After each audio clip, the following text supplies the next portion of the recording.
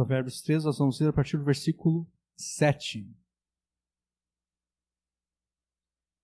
Não seja sábio a teus próprios olhos.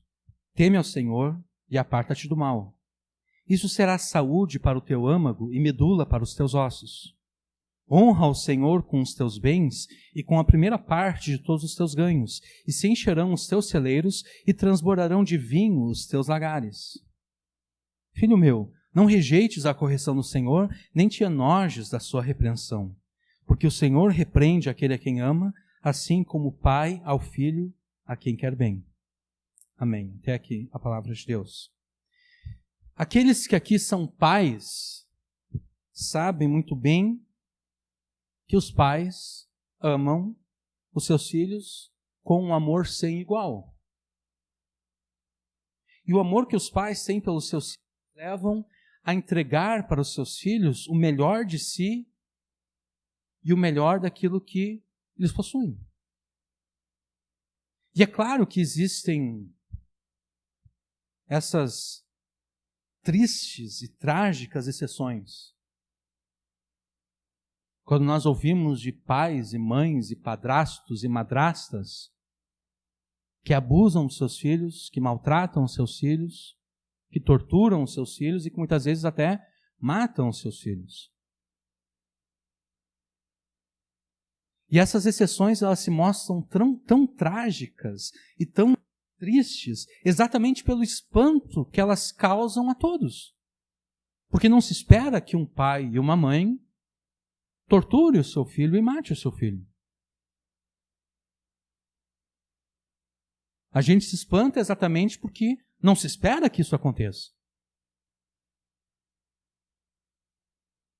Então essas exceções, elas somente provam que a regra fundamental é que os pais amem os seus filhos e façam tudo por eles. Deus também ama os seus filhos com um amor sem igual. E o amor que Deus tem por nós, seus filhos, leva Deus a entregar a nós o melhor de si e o melhor de tudo aquilo que Ele possui. E com Deus não existe exceção à regra, como existe entre nós. Os filhos de Deus são amados por Ele com um amor eterno e sem igual. Mas é necessário que nós qualifiquemos essas afirmações que fizemos acerca do amor dos pais e de Deus pelos seus filhos, que os leva a fazer tudo por eles. É verdade, sim, que os pais fazem de tudo para os seus filhos, mas esse tudo, ele está limitado.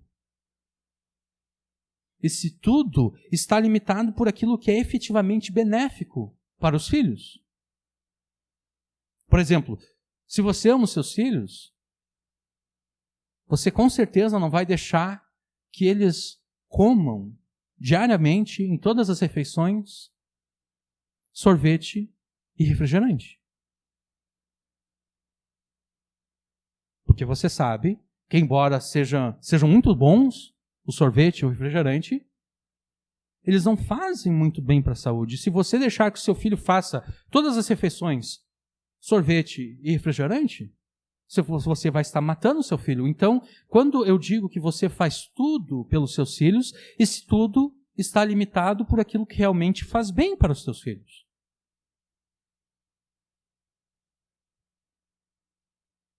Nós poderíamos dar muitos outros exemplos, mas apenas este basta para mostrar que o amor dos pais pelos filhos os leva a impor limites para os filhos, exatamente para o bem dos filhos. Porque se não existem limites, as crianças, os adolescentes, se matam. Eu me lembro das coisas que eu fazia quando era criança. O vô tinha uma churrasqueira e eu gostava de colocar papelão e até madeira um pouco fina para fazer fogueira lá dentro. E um dia eu pensei, quantos anos eu devia ter? Talvez uns 8, 9 anos. Eu pensei, o que acontece se eu misturar eletricidade com fogo? E eu pensei, eu vou testar, vou ver o que acontece. E daí tinha um bico de luz perto da churrasqueira. Eu peguei um fio de antena, eu tirei a lâmpada, Peguei o fio de antena, coloquei o fio para dentro do fogo. Não aconteceu nada de extraordinário. Daqui a pouco deu uma bola de fogo, porque deu um curto.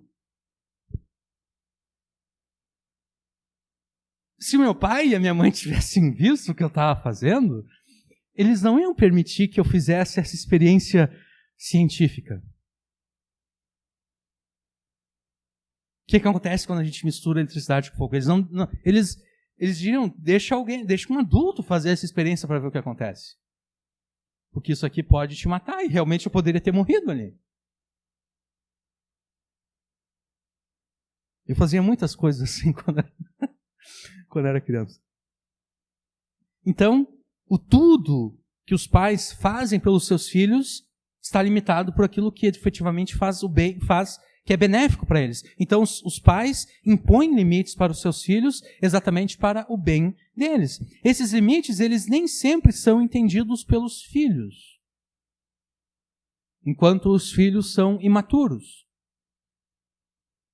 Enquanto os filhos são imaturos, eles ficam chateados com seus pais pelos limites impostos. Eles ficam brabos com seus pais pelos limites impostos. Porque a imaturidade deles impede que eles percebam que aquela limitação é exatamente para o bem deles. Mas à medida em que eles amadurecem, à medida em que eles crescem, eles começam a olhar para trás e eles percebem, olha só, aquilo que o meu pai e a minha mãe impediu que eu fizesse, que eu achei tão ruim naquela época, na verdade era para o meu bem, porque agora eu percebo tudo que de ruim poderia ter acontecido comigo se de fato eles deixassem que eu fizesse aquilo que eu queria fazer. É assim que o amor de Deus por nós, seus filhos, se manifesta. Ele nos dá apenas aquelas coisas que nos são benéficas, que cooperam para o nosso bem terreno e para o nosso bem espiritual. Isso quer dizer que ainda que nós não recebamos de Deus aquilo que nós queremos, nós podemos ter a certeza que aquilo que de fato Ele nos dá é o melhor para nós. Deus, como nosso Pai, nos dá o melhor do seu amor. Mas para recebermos o melhor que Deus tem para os seus filhos, para nós recebamos o melhor do amor de Deus para nós devemos nos comportar e agir como verdadeiros filhos de Deus. E como é que os filhos de Deus se comportam e agem? Os filhos de Deus, eles confiam na sabedoria de Deus, acima de qualquer outra coisa. Os filhos de Deus temem a Deus muito mais do que a qualquer outra pessoa. Os filhos de Deus também honram a Deus acima de qualquer outra pessoa ou acima de qualquer outro bem que elas possam possuir. Os versos que nós acabamos de ler, eles nos mostram que se nós formos verdadeiros filhos de Deus, Deus nos dará o melhor do seu amor. Se confiarmos na sua sabedoria, se nós o temermos, se nós o honrarmos, Deus nos dará o melhor do seu amor. E é com essa verdade bíblica que o Espírito Santo quer te abençoar nessa tarde. Confie na sabedoria de Deus, tema-o e honre-o, e Ele te dará o melhor do seu amor. A pregação de hoje, ela é continuação da pregação da semana passada. E na pregação da semana passada nós vimos que existe uma estrutura literária de admoestações e motivações em Provérbios 3, do versículo 1 até o 12. Se vocês perceberem, os versos ímpares, os versos 1, 3, 5 e a primeira metade do 6, o verso 7, 9 e 11, contém admoestações. E os versos pares, 2, 4, a segunda metade do 6, verso 8, 10 e 12, contém motivações para que nós cumpramos, para que nós obedeçamos às admoestações. Então, a fim de tratamento adequado a esses versos, nós dividimos esse texto em duas partes. Na semana passada, nós pregamos os versos 1 até o 6, e hoje nós vamos ver os versículos 7 até o 12. O versículo 7 nos ordena que, em vez de confiarmos na nossa própria sabedoria humana, devemos confiar na sabedoria de Deus. Está escrito o seguinte: não seja sábio a teus próprios olhos. Teme ao Senhor e aparta-te do mal. Então o versículo 7 nos diz que, em vez de confiarmos na nossa própria sabedoria, nós devemos confiar na sabedoria de Deus. E essa demonstração é feita através da ordem que determina que não devemos nos considerar sábios e nem experts nos assuntos dessa vida e deste mundo dominado pelo pecado. Nós não devemos pensar que nós entendemos de fato essa vida e este mundo, porque nós não entendemos.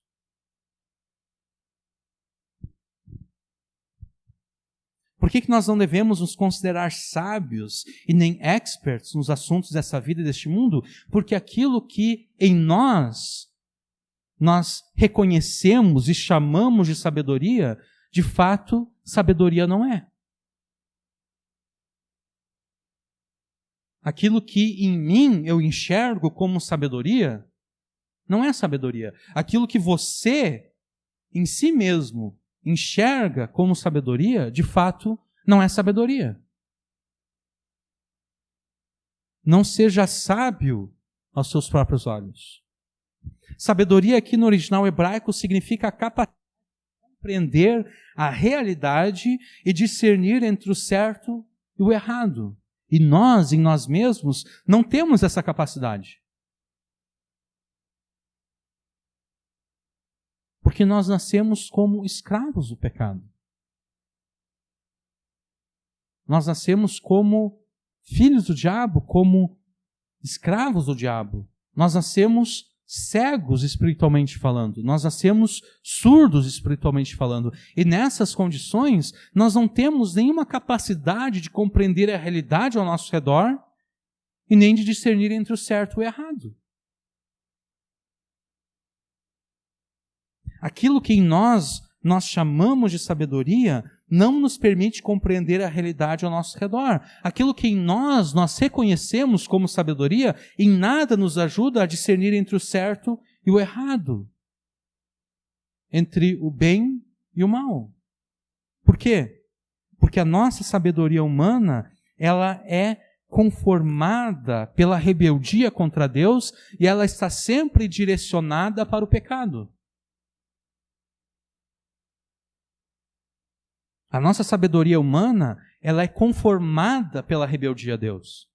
A base dela é rebeldia contra Deus. E a nossa sabedoria humana, ela sempre está direcionada para o pecado.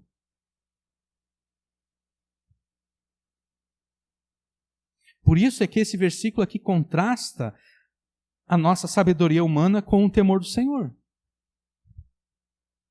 Porque se vocês já tiveram oportunidade de perceber, a poesia hebraica, ela funciona quase sempre em termos de contrastes.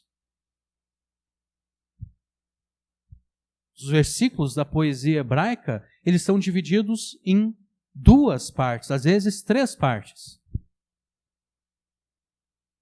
E às vezes a segunda parte confirma a primeira parte por meio de uma afirmação semelhante, e às vezes a segunda parte confirma a primeira parte por uma afirmação contrária. Por exemplo, se a gente voltar em Provérbios capítulo 1,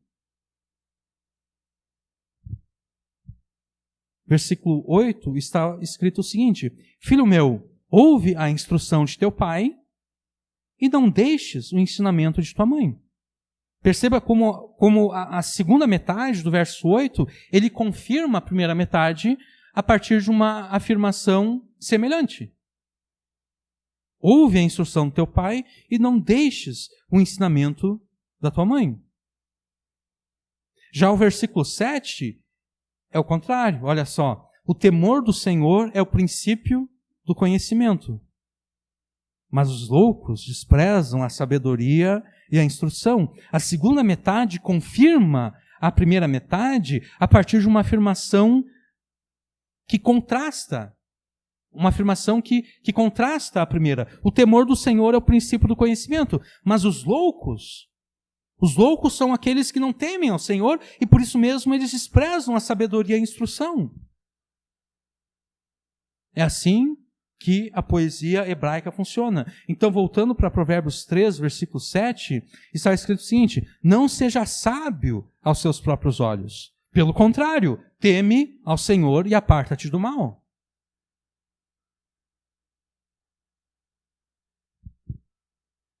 Esse versículo aqui contrasta a nossa sabedoria humana com o temor do Senhor e então com o temor do Senhor posto em prática, que é o apartar-se do mal.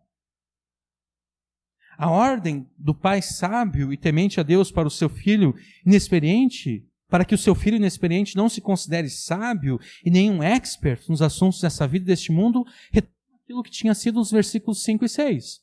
Nos versículos 5 e 6 está escrito o seguinte: confia no Senhor de todo o teu coração e não te estribes, não te apoies no teu próprio entendimento. Reconhece-o em todos os teus caminhos e ele endireitará as tuas veredas. Em vez de confiar e se apoiar no próprio entendimento, na capacidade de compreender a realidade e reagir habilmente às situações da vida, que é como que é o significado da palavra ali no versículo 5, os filhos de Deus, eles devem confiar e se apoiar de todo o seu coração, com todos os seus pensamentos, vontades, sentimentos e consciência no Senhor. E como nós afirmamos na semana passada, confiar no Senhor de todo o coração não se limita não se limita à fé subjetiva que nós devemos ter em todas as circunstâncias da vida. Confiar em Deus de todo o coração não se limita à fé que nas situações difíceis deve dizer o seguinte: eu sei que todas as coisas contribuem para o bem daqueles que amam a Deus. Nós devemos sim ter esse tipo de confiança em Deus, mas esse contexto, confiar em Deus de todo o coração, significa muito mais do que isso, embora não menos do que isso. Confiar em Deus de todo o coração significa demonstrar uma fé objetiva em Deus e na sabedoria de Deus. E o que eu quero dizer com isso? Eu quero dizer que confiar em Deus de todo o coração significa viver neste mundo dominado pelo pecado sem cometer pecado algum. Você observa os teus parentes incrédulos, os teus amigos incrédulos, os teus colegas de trabalho que são incrédulos, e como é que eles se veem livres dos seus problemas?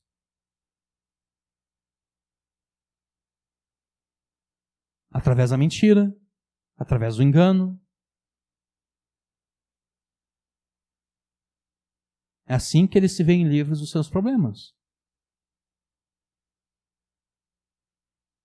Confiar em Deus de todo o coração, reconhecer a Deus em todas as circunstâncias da vida, significa que nós não iremos agir da mesma forma como os incrédulos agem.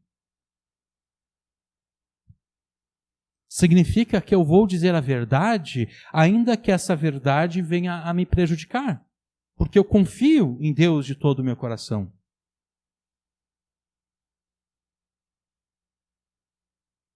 Eu sei que se eu falar a verdade, eu vou perder o emprego. Eu sei que se eu falar a verdade, as pessoas não vão mais me enxergar com os mesmos olhos. Eu sei que se eu falar a verdade, as pessoas vão pensar mal de mim, porque essa verdade implica algum pecado que eu cometi contra elas. Mas ainda assim eu confio em Deus de todo o coração. Eu vou falar a verdade.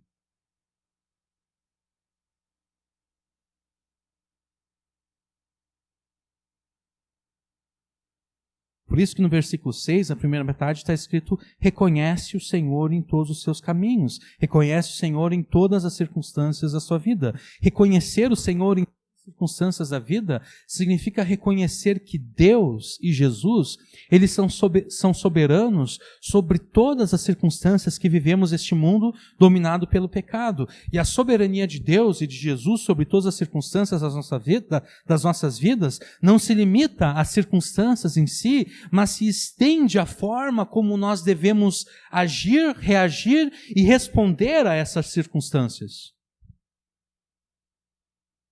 Deus determinou não apenas as circunstâncias das nossas vidas, mas Ele também determinou o modo como nós devemos agir nessas circunstâncias.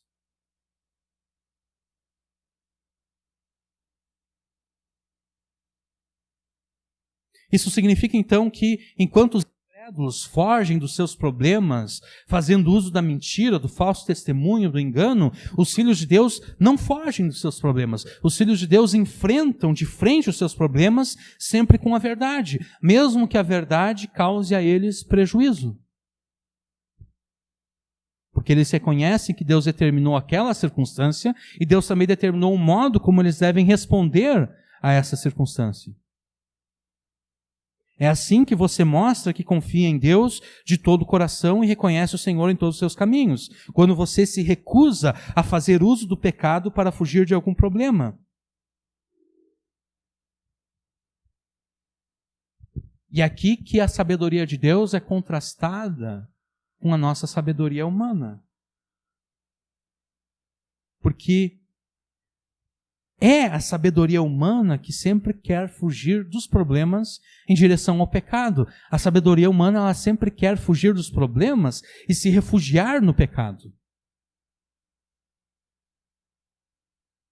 Mas a sabedoria de Deus é enfrentar os problemas de frente, sem fazer uso do pecado.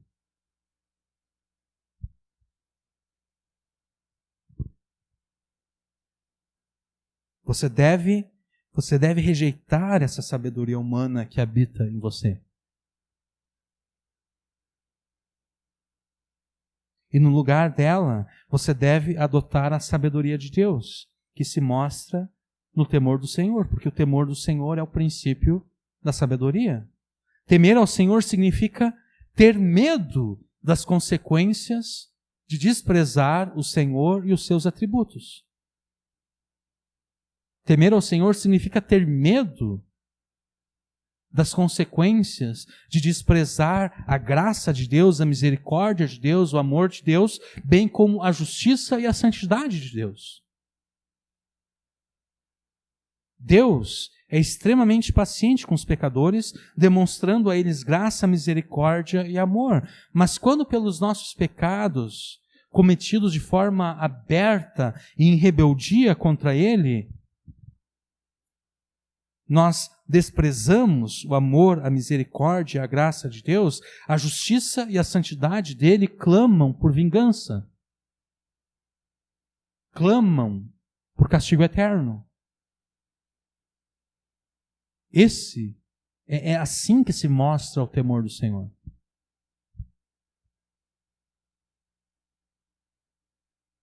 No conhecimento de que se eu desprezo pelo meu pecado, se eu desprezo a misericórdia, a graça e o amor de Deus,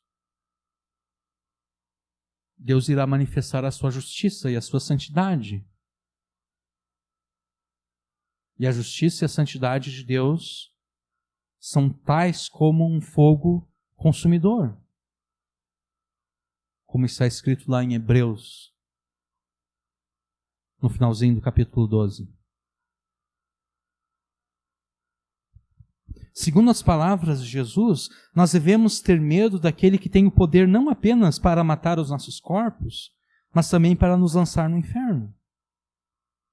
E é por isso que o temor do Senhor, ele se manifesta de forma prática na vida dos filhos de Deus, na medida em que eles se apartam do mal. Não seja sábio aos seus próprios olhos, teme ao Senhor e aparta-te do mal. Mal aqui descreve aquilo que é perverso, aquilo que é contrário a tudo que é bom, correto, e aquilo que é moralmente impuro, que foge padrão adequado e correto. Apartar-se do mal tem no sentido hebraico, tem no original hebraico o sentido de desviar-se do caminho do mal, cessar de praticar o mal, desistir de praticar o mal. Quando pensamos que somos efetivamente sábios em nós mesmos, nós ignoramos o temor do Senhor e por isso mesmo desprezamos a sua sabedoria. Pois o temor do Senhor é o princípio controlador da verdadeira sabedoria, que é a sabedoria de Deus. E o temor do Senhor manifestado na sabedoria de Deus, a qual nós temos acesso por meio da Escritura, ela nos ensina que devemos nos desviarmos do mal, que nós devemos cessar de praticar o mal, que nós devemos desistir de fazer o mal. Todos os pecados que cometemos contra Deus resultam da confiança que temos na nossa própria sabedoria humana, que nos leva a rejeitar o temor do Senhor, nos conduzindo sempre para a prática do mal. Na pregação que nós fizemos nos primeiros 2 versículos de Provérbios 3, nós afirmamos que o pecado na vida dos filhos de Deus é o resultado da descrença, da nossa incredulidade nos mandamentos de Deus. E essa afirmação ela se mostra mais uma vez verdadeira. Quando confiamos em que nós somos sábios em nós mesmos, nós cessamos de crer na sabedoria de Deus, que se manifesta a nós no ensino e nos mandamentos que temos na palavra de Deus. A nossa sabedoria humana, ela é inimiga da sabedoria de Deus. Tudo aquilo que nós pensamos em nós mesmos é inimigo, está numa relação de inimizade contra Deus. A nossa sabedoria humana, ela sempre vai nos afastar dos mandamentos de Deus para nos levar para perto daquilo que é mal, para perto do pecado. E quando nós praticamos o mal, nós nos afastamos de Deus e do propósito que Deus tem para nós. Por isso, então, a insistência para que não confiemos na nossa sabedoria humana. Por isso, a admoestação para que temamos ao Senhor e nos desviemos do caminho do mal, que nós cessemos de praticar o mal e desistamos de fazer o mal. E então nós temos a motivação no versículo 8. Está escrito assim: isso será saúde para o teu âmago e medula para os teus ossos. Se não confiarmos na nossa sabedoria humana, se nós temermos ao Senhor e desistirmos de fazer o mal, Deus nos dará saúde física e psicológica. A nossa tradução do verso 8 traz o seguinte: isso será saúde para o teu âmago e medula para os teus ossos. Já na NVI nós temos o seguinte: isso lhe será saúde ao corpo e vigor aos ossos. Saúde aqui traduz o original hebraico que se refere à cura, ou mais precisamente ao processo pelo qual o corpo é curado e recupera a sua força. Âmago, aqui na nossa tradução, traduz o hebraico umbigo. Literalmente está escrito umbigo no original hebraico, que metaforicamente é entendido como se referindo ao corpo e a sua força. A NVI, ela traduz como corpo, né? O umbigo, ela traduz como se referindo a todo o corpo. A primeira parte do versículo 8, então, afirma que se nós não confiarmos na nossa sabedoria, mas antes nós temermos ao Senhor e desistirmos de praticar o mal, isso será cura para os nossos corpos. Já a segunda parte desse verso, creio eu, fala da cura para a nossa alma, ou ainda cura e saúde psicológica, para a nossa mente, para as nossas emoções. Medula, como nós temos aqui, tem o sentido de bebida nutritiva e refrescante, que restaura a vitalidade e traz sensação de bem-estar e rejuvenescimento. E ossos é uma tradução literal do hebraico ossos. Mas na literatura e poesia hebraica, os ossos, muitas vezes, são usados, essa palavra osso, ossos, ela é usada de forma figurada. Por exemplo, Os ossos eram quase sempre vistos como o lugar onde se encontram a força e o vigor físico de uma pessoa. Por exemplo, vou ler aqui para vocês algumas passagens, tá? Os seus filhos procurarão o favor dos pobres e suas mãos lhes restituirão os lucros ilícitos. Os seus ossos estão cheios do vigor da sua juventude, mas esse vigor repousará com ele no pó. Isso é Jó 20, 10 e 11. Um morre pela prosperidade, inteiramente sossegado e tranquilo, com um corpo saudável e ossos fortes. Jó 21, 23 a 24. Também outro versículo aqui. O Senhor está longe dos ímpios, mas ouve a oração dos justos. A luz dos olhos alegra o coração e as boas notícias dão saúde aos ossos. Provérbios 15, 29 e 30. Aqueles que foram tomados pelo medo afirmaram que os seus ossos tremiam. Entre pensamentos vindos de sonhos, quando o sono profundo cai sobre os homens, o espanto e o tremor vieram sobre mim e fizeram estremecer todos os meus ossos. Isso é Jó 4, 13 e 14. Quanto aos profetas, no meu íntimo, meu coração está quebrantado, todos os meus ossos estremecem. Sou como um homem embriagado, como um homem dominado pelo vinho, por causa do Senhor e das suas santas palavras. Isso é Jeremias 23, 9. Os que sofreram intensa dor física ou intensa dor emocional queixavam-se de seus ossos enfraquecidos, traspassados, queimados, agoniados, abalados, consumidos, sem saúde e esmigalhados.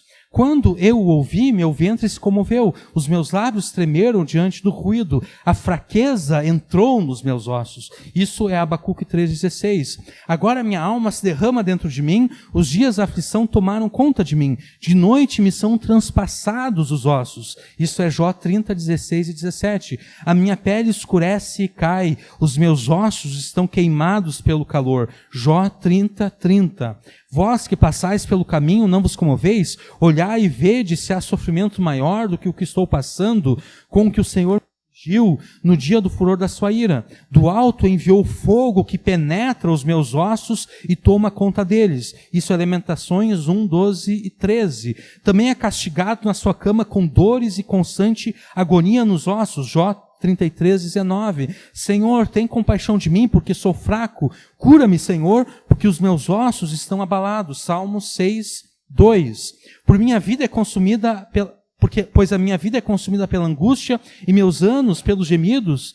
Minha força desfalece e meus ossos se consomem em razão da minha culpa. Salmo 31, 10. Bem-aventurado aquele cuja transgressão é perdoada, cujo pecado é coberto. Bem-aventurado o homem a quem o Senhor não atribui culpa e em quem não há engano. Enquanto me calei, meus ossos se consumiam de tanto gemer o dia todo. Salmo 32.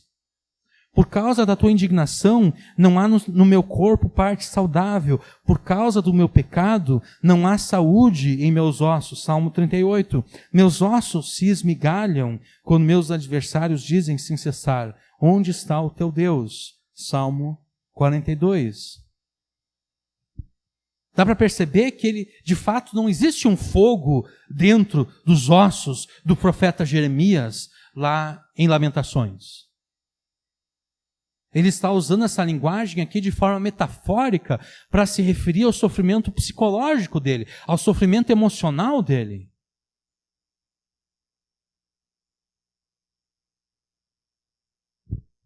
A fraqueza e o sofrimento nos ossos e outras expressões relacionadas aos ossos são usadas como metáfora para o sofrimento, especialmente o sofrimento psicológico e emocional. Se não confiarmos na nossa sabedoria, mas antes temermos ao Senhor e desistirmos de praticar o mal, isso será cura para os nossos corpos e refrigério para as nossas almas. Refrigério para a nossa mente, para as nossas emoções. Mas como é possível que ao temermos ao Senhor e ao desistirmos de praticar o mal, os nossos corpos e almas serão curados e experimentarão saúde. Como é possível que isso aconteça? Isso acontece exatamente porque muitas doenças físicas, mentais e emocionais que existem por aí, que nos afetam, surgem exatamente como consequência direta do pecado, como consequência das escolhas morais que nós fazemos. Por exemplo, algo que está claro diante de nós são as doenças sexualmente transmissíveis, da qual a mais temida de todas continua sendo a AIDS.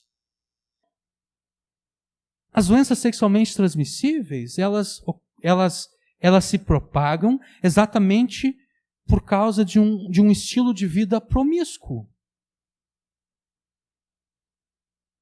De um estilo de vida que diz: ninguém é de ninguém.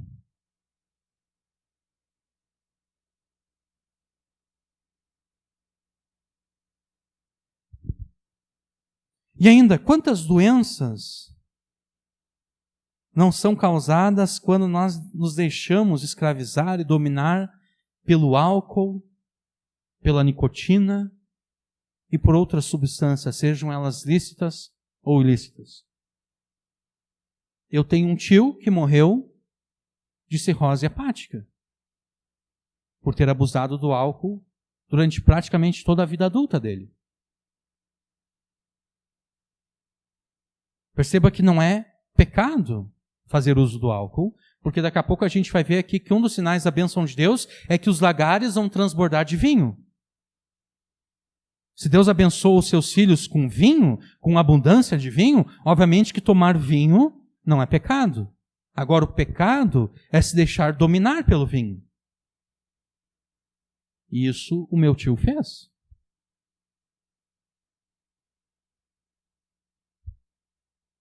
Ele se deixou dominar pelo álcool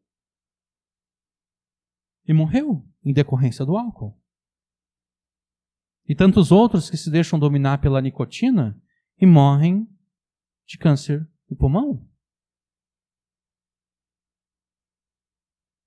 E tantos outros que se deixam dominar por outras substâncias, sejam elas lícitas ou ilícitas, acabam morrendo, ou quando não morrem, contraem doenças graves.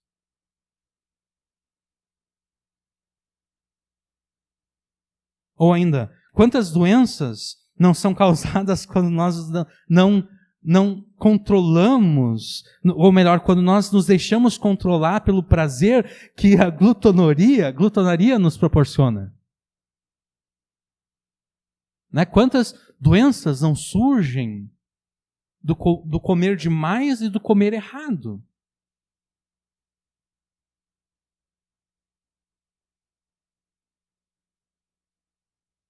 E além disso, grande parte das doenças psicológicas e emocionais tem como causa uma consciência marcada pela culpa de uma vida de pecados. Por exemplo, eu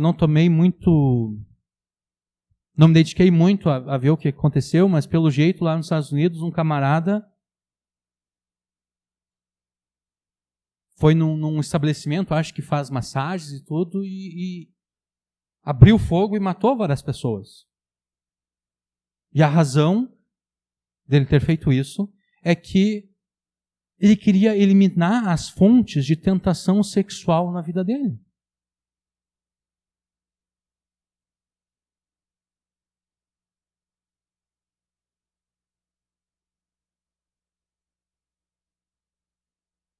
A consciência dele culpada pelo pecado acabou com a racionalidade dele. Porque, obviamente, quando a Bíblia manda eu dominar a tentação, o domínio não é por matar a pessoa pela qual eu me sinto tentado.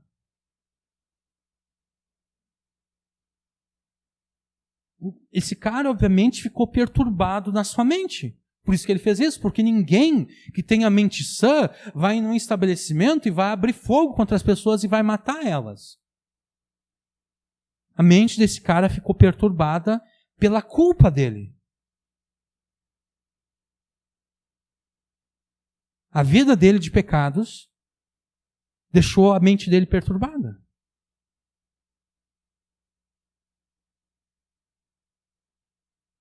E quantas pessoas não existem por aí assim? Com a mente perturbada, com as emoções totalmente descontroladas, exatamente por causa da culpa que elas sentem pelo pecado.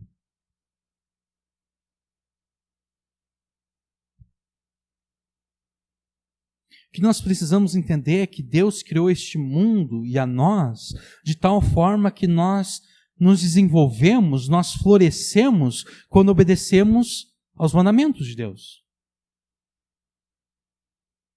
E também nós definhamos, murchamos e somos diminuídos quando deixamos o temor do Senhor para seguir a nossa sabedoria em direção ao mal e o pecado. E Deus sabe exatamente aquilo que é melhor para nós. E o melhor do amor de Deus para nós está revelado nos seus mandamentos. Ao nos proibir de cometer o pecado, Deus não está se revelando como um chato, como um estraga-prazeres, que não quer que ninguém seja feliz, que não quer que ninguém curta a vida. Não, Deus está agindo como um pai deve agir. Como um pai responsável deve agir. Um pai humano não deixa o seu filho, a sua filha, curtir a vida. Pelo menos não deveria.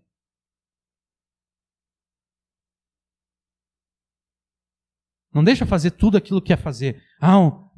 Eu quero me divertir, tá? Então vai lá e faz tudo o que tu quer fazer, tudo aquilo que tu acha que vai te fazer feliz, eu vou deixar tu fazer. Um pai e uma mãe não agem assim, e Deus também não age assim.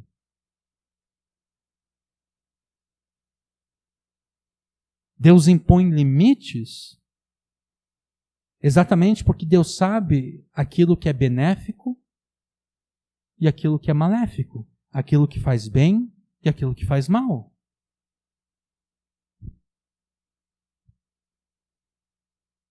Deus sabe que o prazer passageiro e superficial do pecado logo vai dar lugar às dores e aos sofrimentos físicos, emocionais e psicológicos.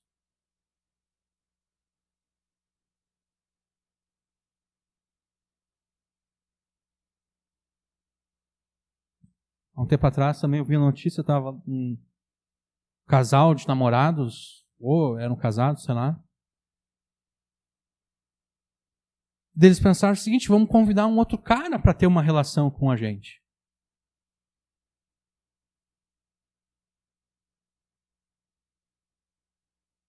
Eles foram para o motel. No fim da história, deu briga, porque o namorado ficou com ciúmes do cara que eles tinham convidado. E daí teve um outro que a mulher deu a ideia pro cara, vamos convidar uma outra mulher para nossa relação. Aí no fim, a mulher que convidou, a mulher do cara, ficou com ciúmes da outra mulher. Mas então por que convidou? Né? Quer dar uma eu gosto do amor livre. Mas o amor livre não funciona assim. Deus não criou o sexo para estar desassociado do sentimento.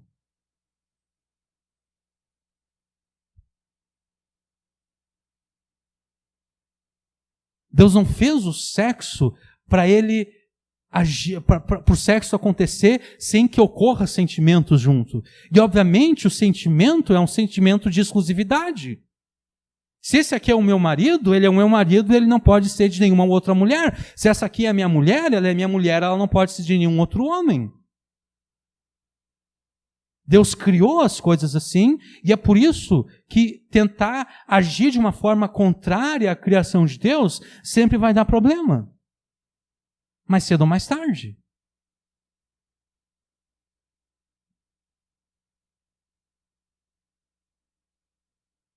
O desejo de Deus é que os seus filhos experimentem o prazer real e duradouro das coisas boas da vida, que só serão desfrutadas quando nós abandonamos o prazer passageiro e superficial do pecado.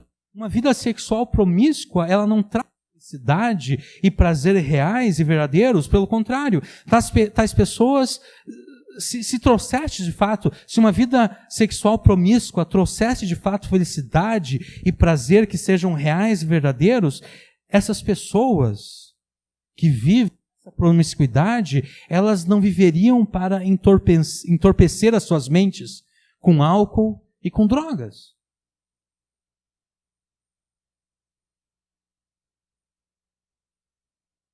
Por que sempre associado com a prostituição está o abuso do álcool e o abuso das drogas? Porque a mulher que se prostitui, ela sabe que a vida dela, o estilo de vida dela não traz prazer. Ela pode até fingir que traz prazer. Mas ela é desmentida toda vez que ela tem que entorpecer a mente com álcool e com drogas.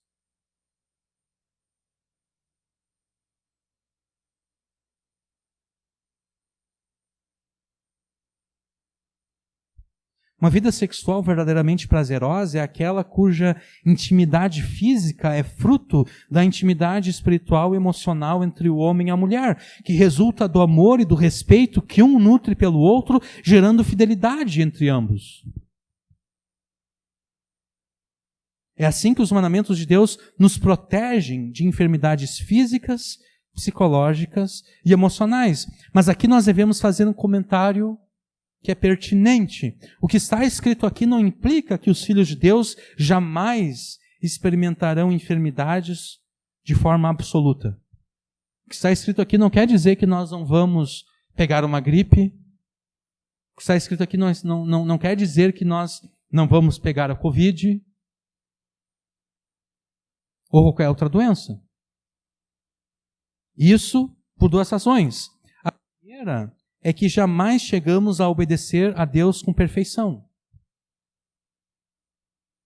Mesmo quando nós obedecemos a Deus, a nossa obediência se mostra de alguma forma imperfeita.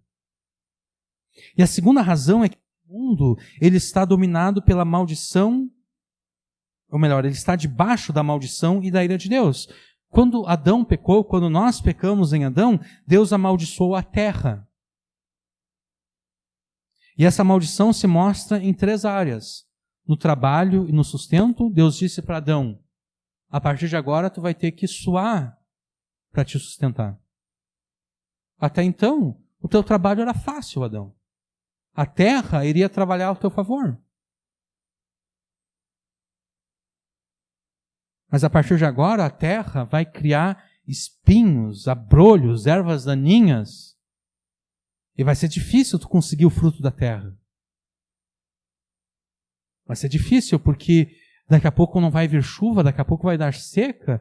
E por mais que tu plante, não vai nascer. Vai ter que suar para te sustentar. A maldição e a ira de Deus também se mostram na gravidez e no trabalho de parto. As mulheres sofrem para dar à luz aos seus filhos e às suas filhas.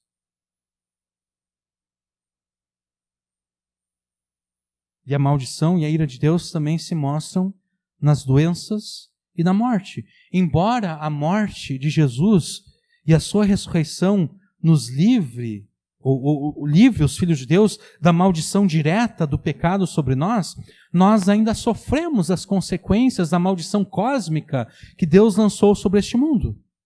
Porque os filhos de Deus ainda continuam tendo que suar para se sustentar. Ainda tem que suar o rosto para se sustentar. As filhas de Deus continuam tendo dores quando elas vão dar à luz aos seus filhos. E os filhos de Deus ainda ficam doentes e ainda sofrem da doença final, que é a morte.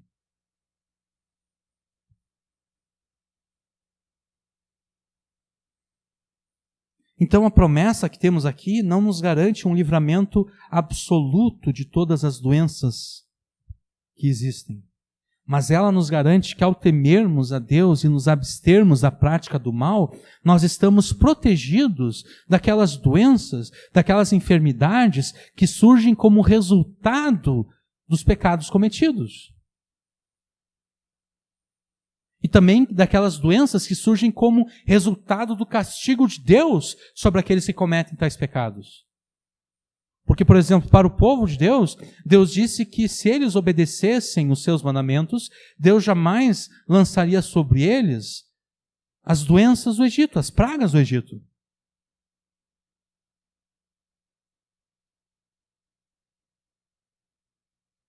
Então, o que nós temos aqui não é uma promessa de proteção absoluta, mas uma promessa de que nós não vamos sofrer as consequências do pecado se nós não cometermos o pecado.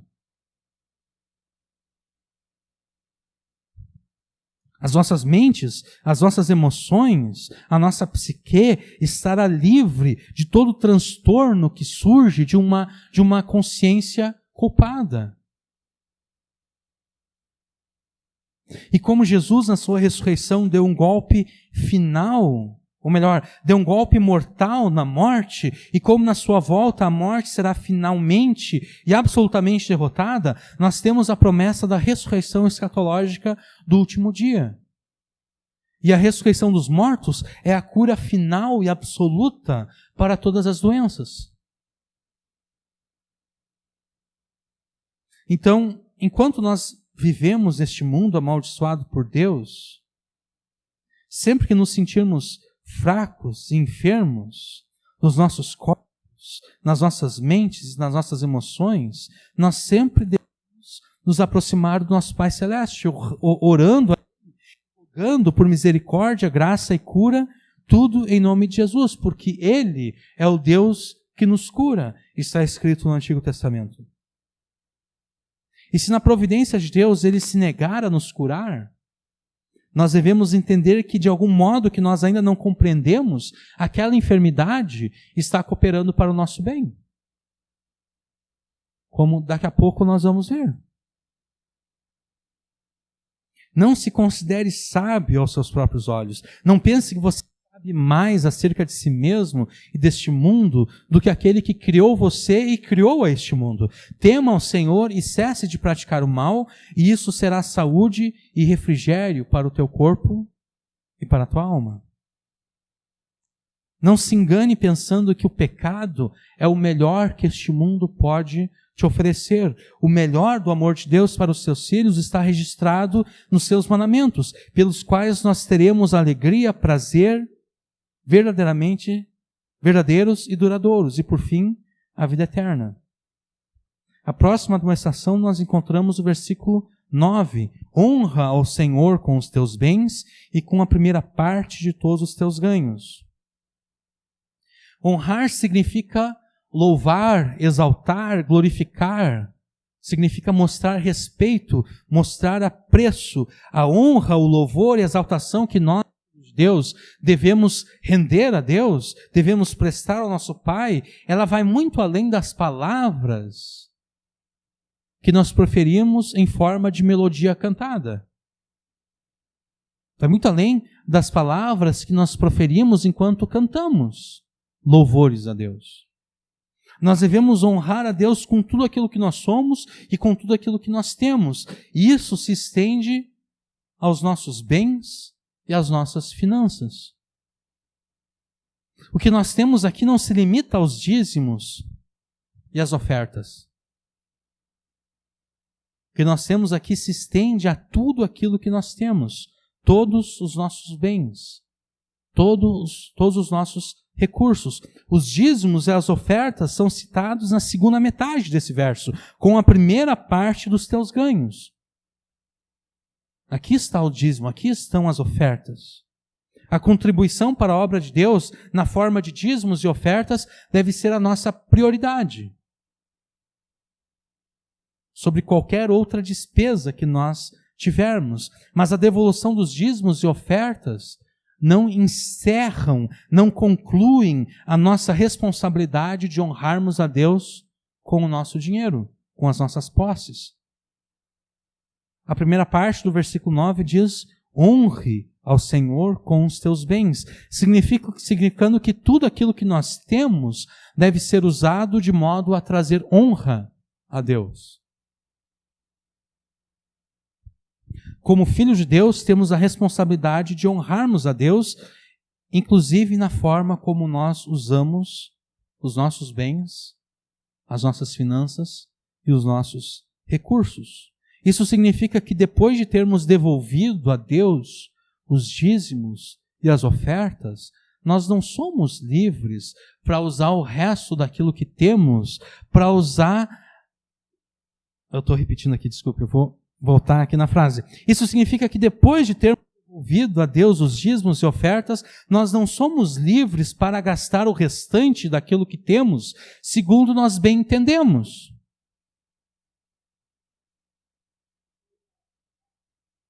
Que é segundo nós bem entendemos, segundo a sabedoria humana. E é quase sempre assim que as pessoas entendem a relação entre Deus e dinheiro. Eu dou a Deus 10%, mais 5% de oferta, sei lá, e o resto eu vou usar da forma como eu quero. O resto, Deus não tem direito algum de determinar como eu devo usar o resto do meu dinheiro. Deus não tem direito nenhum de determinar como vou usar o resto dos meus bens. Deus só tem direito sobre 10% e alguma porcentagem menor ali que eu determinei como oferta. O resto sou eu que determino. É assim que as pessoas normalmente enxergam. É assim que os crentes normalmente enxergam. É assim que os filhos de Deus normalmente encaram a relação entre Deus e os bens que nós possuímos. Mas não é assim que Deus enxerga essa relação.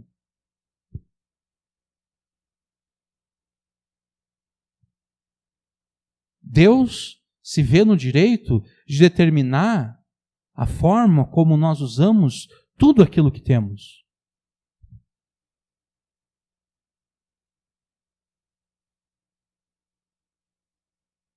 Como nós vimos antes, nós devemos reconhecer o Senhor em todas as circunstâncias das nossas vidas. Isso significa reconhecer o Senhor como soberano sobre as nossas circunstâncias. Deus e Jesus são soberanos sobre os nossos bens e sobre as nossas finanças, não apenas no sentido de que eles são soberanos porque eles nos deram aquilo que nós temos. Eles também são soberanos sobre as nossas finanças, sobre os nossos bens, no sentido de que eles têm autoridade para determinar como nós dispomos dos nossos bens e das nossas finanças.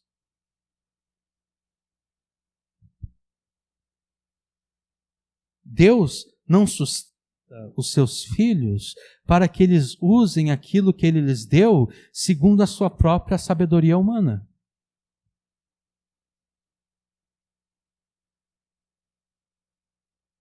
Porque como nós vimos em pregações passadas, Deus sustenta os seus filhos através do trabalho.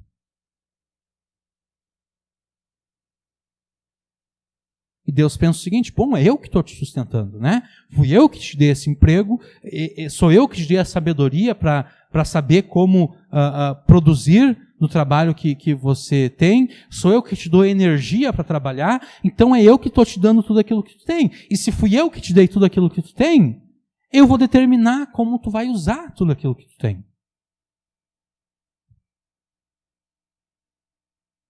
É assim que Deus age. É assim que Deus pensa. E qualquer coisa em contrário, Deus vê como rebeldia. Deus vê como idolatria. Porque daí eu estou preferindo servir aos bens que eu possuo do que ao próprio Deus.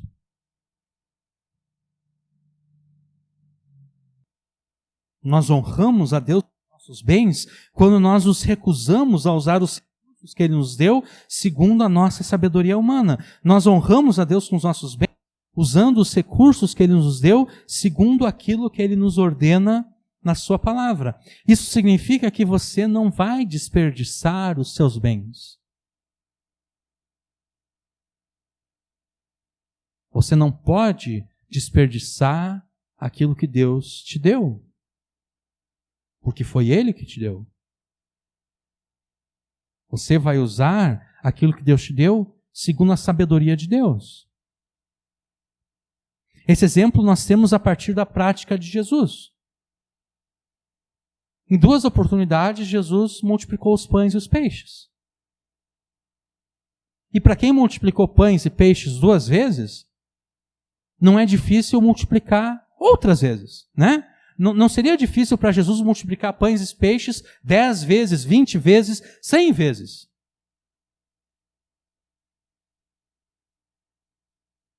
Mas ainda assim, depois de ter multiplicado os pães, depois que todo mundo comeu e se satisfez, o que Jesus ordena?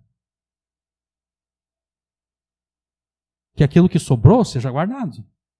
Jesus não diz, não, pode jogar fora, porque se precisar de novo eu multiplico. Não foi assim que Jesus fez.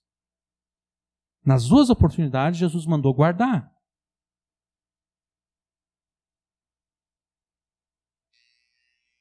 Com isso, Jesus nos ensina que nós não devemos desprezar aquilo que Deus nos dá pelo seu poder e pela sua graça. Porque jogar fora os pães, aquilo que sobrou da multiplicação dos pães e dos peixes, é dizer que o milagre que Jesus fez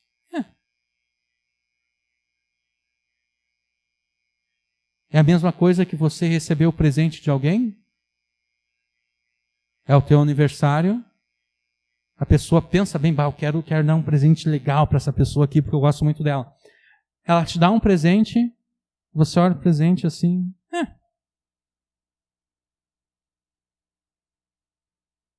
E se duvidar, joga fora.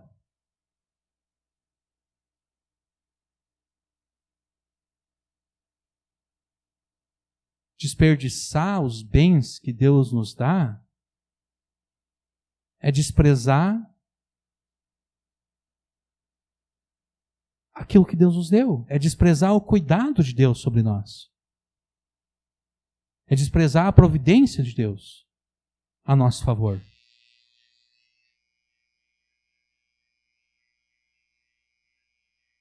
É desprezar o próprio Deus.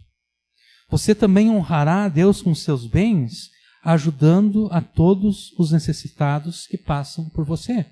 Porque é isso que Deus ordena.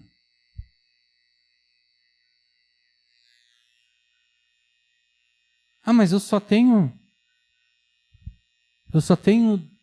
2 peças de roupa. Ou se só tens 2 peças de roupa, você não vai ajudar qualquer um, você vai ajudar aquele que não tem nenhuma peça de roupa. Mas daí eu vou ficar só com uma. Bom, não foi Deus que te deu aquelas 2 peças de roupa? Foi. Ele não pode te dar outra peça de roupa depois que você dá essa?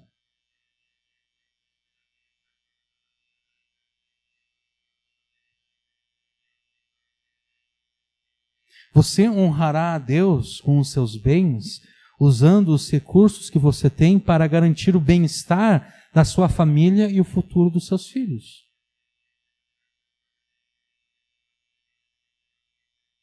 Os pais devem construir um legado para os seus filhos.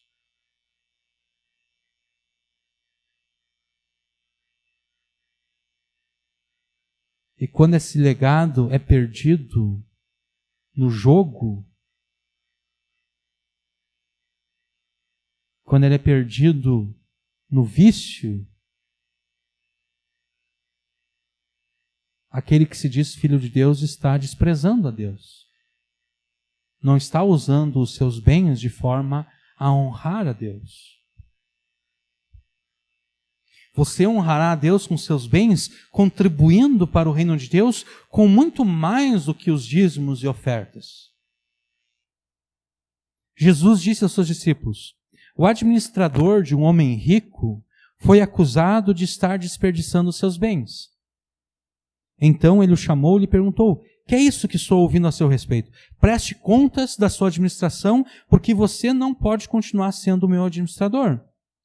O administrador disse a si mesmo: meu senhor está me despedindo. O que farei? Para cavar não tenho força e tenho vergonha de mendigar. sei o que eu vou fazer para que quando perder o meu emprego aqui, as pessoas me recebam em suas casas. Então chamou cada um dos devedores do seu senhor. Perguntou ao primeiro, quanto você deve ao meu senhor? 100 potes de azeite, respondeu ele. O administrador lhe disse, tome conta, sente-se depressa e escreve 50. A seguir ele perguntou ao segundo, e você, quanto deve? 100 tonéis de trigo, respondeu ele. E ele disse, tome a sua conta e escreve 80.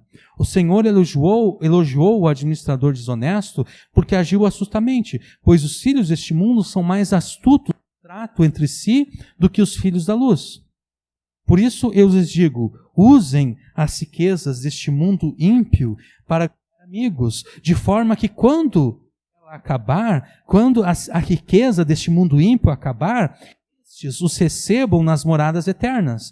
Quem é fiel no pouco também é fiel no muito, e quem é desonesto no pouco também é desonesto no muito. Assim, se vocês não forem dignos de confiança em lidar com as riquezas deste mundo ímpio, quem lhes confiará as verdadeiras riquezas? E se vocês não forem dignos de confiança em relação ao que é dos outros, quem lhes dará do que é de vocês? Nenhum servo pode servir a 2 senhores, pois odiará um e amará o outro, ou se dedicará a um e desprezará o outro. Vocês não podem servir a Deus e ao dinheiro. Isso é Lucas 16, 1 ao 13. Essa parábola é muito interessante. O cara diminuiu a dívida daquelas pessoas para que aquelas pessoas se tornassem amigas dele. E assim, quando ele perdesse o emprego, ele pudesse ter amigos que o sustentassem. Porque o cara vai dizer, olha só, lá está aquele cara lá, ó, eu devia tanto para aquele homem e aquele cara diminuiu a minha dívida. E agora, coitado, perdeu o emprego. Eu vou ajudar ele. Jesus disse que nós devemos ter esse mesmo tipo de mentalidade, não no sentido de diminuir a dívida que não é nossa, né? A pessoa não deve a nós, porque se a pessoa deve a nós, a gente pode diminuir a dívida se a gente quiser.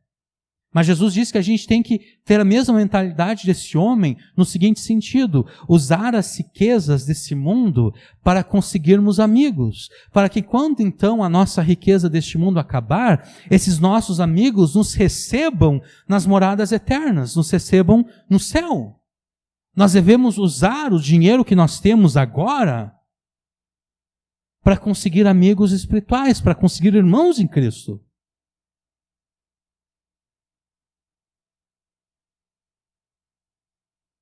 E Jesus fala da possibilidade de usar esse dinheiro para conseguir amigos de tal modo que esse dinheiro chega a acabar. Isso quer dizer então que Jesus está pensando aqui em muito mais do que dízimos e ofertas.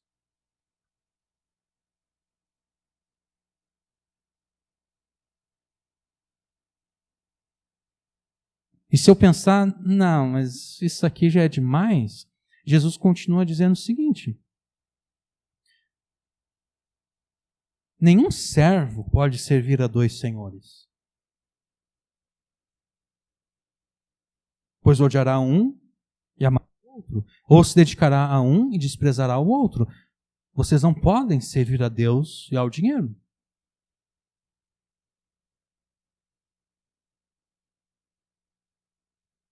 Se eu acho que essa parábola que Jesus contou em Lucas é pedir muito, é um exagero da parte de Jesus, isso significa o quê? Significa que eu estou amando mais ao dinheiro do que a Deus. Significa que eu estou servindo ao dinheiro e não a Deus.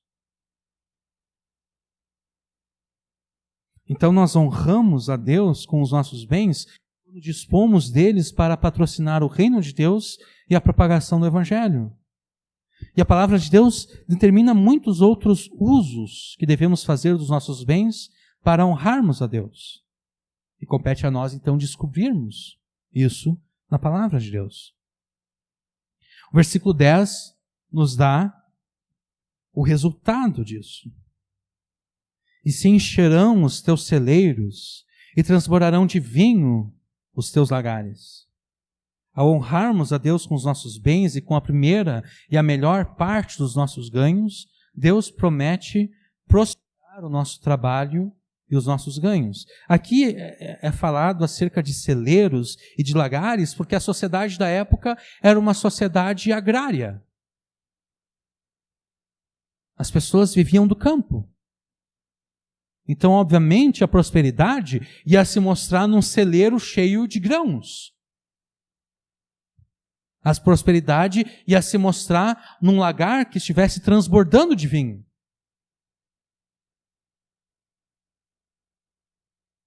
Nasceu tanta uva que a gente está pisando, que eles faziam com os pés, né?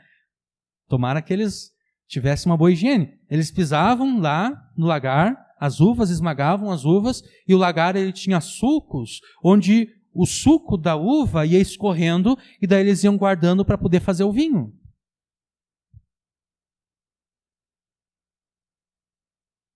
Estes eram 2 sinais da bênção de Deus sobre o seu povo: celeiros repletos de grãos e lagares que transbordavam de vinho.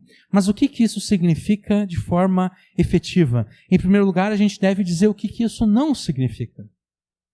Essa promessa não significa que Deus fará de cada um de nós milionários, como quer a teologia da prosperidade.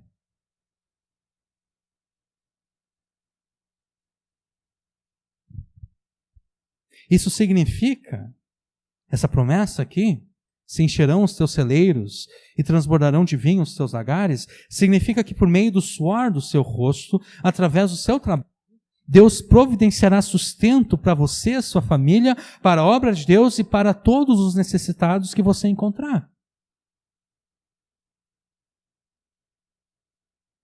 Significa que nunca vai faltar nada para você. Significa que os teus celeiros, usando a linguagem aqui, sempre estarão cheios. Se você estiver disposto a honrar a Deus com os teus bens, Deus promete que nunca vai faltar nada para você. Nunca vai faltar nada para você, para sua família, nunca vai faltar nada para que você continue patrocinando a obra de Deus, nada para que você continue ajudando os necessitados que você encontrar. E aqui nós temos que tratar da natureza das motivações que esses versículos nos apresentam e entender essas motivações. A promessa de que Deus abençoará de tal forma o nosso trabalho deve te motivar a honrar ao Senhor com os teus ganhos e com a primeira parte dos seus bens. Mas essa não deve ser a sua motivação última e principal. Você não deve olhar para essa motivação como se ela fosse uma espécie de barganha que você estivesse fazendo com Deus. Porque é assim que a teologia da prosperidade faz. A teologia da prosperidade, ela olha para essa promessa e ela encara essa promessa como uma espécie de barganha.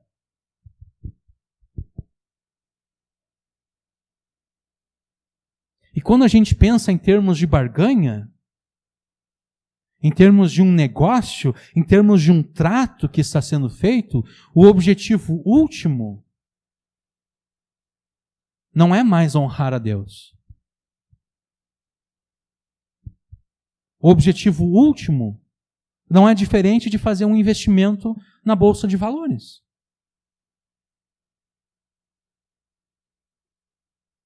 Se eu compro algumas ações de alguma empresa por aí, não é porque eu estou querendo honrar aquela empresa, honrar aquele empresário. Não, é simplesmente porque eu acho que aquela empresa vai valorizar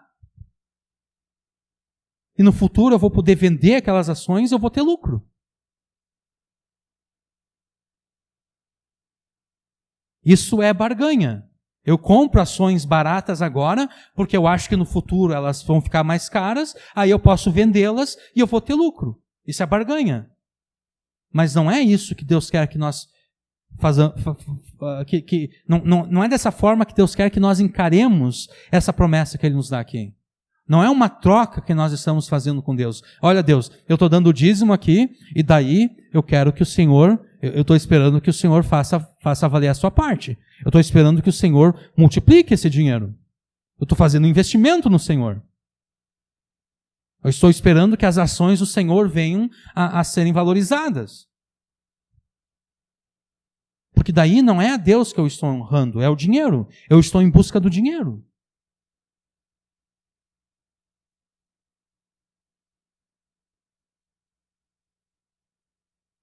Às vezes a gente fica com pena das pessoas que vão na Universal, que vão na Mundial, que vão na Internacional. Ó, Mundial, Internacional e Universal. O Edir Macedo foi esperto, pegou o universo inteiro. Às vezes a gente fica com pena dessas pessoas, né? Porque, poxa vida, tá lá, elas são enganadas, propósito atrás de propósito, e não sei mais o que, e tudo, elas são levadas a dar aquilo que não tem, e tudo mais. Mas a verdade, essas pessoas, elas querem ser enganadas, porque elas estão em busca disso mesmo, elas estão em busca de dinheiro. A única coisa é que elas não são inteligentes o suficiente para perceber que seria mais fácil conseguir dinheiro investindo na Bolsa de Valores do que dando dinheiro para o Edir Macedo.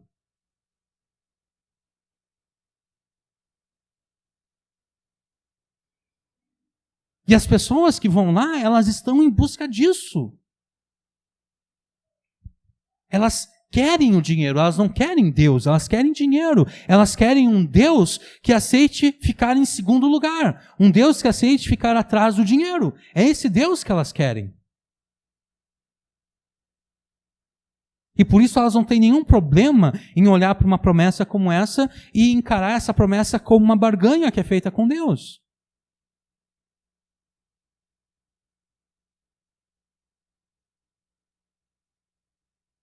Essa promessa ela deve ser vista como sendo a manifestação da graça, a misericórdia e o amor de Deus trabalhando a nosso favor. Porque Deus é o Senhor sobre todos os bens e recursos que nós possuímos. E ao ordenar que nós usemos esses bens e recursos de uma determinada forma, Deus não tem obrigação nenhuma de nos recompensar por obedecermos a Ele. É como aquilo que Jesus falou. Se tu tem um servo, se tu tem um escravo, e você ordena que o teu servo, que o teu escravo faça alguma coisa, e ele faz, você não precisa se preocupar em elogiar o teu servo, o teu escravo, porque ele fez aquilo que deveria de fazer, ele é servo, ele é escravo, é a função dele obedecer a qualquer ordem que é dada.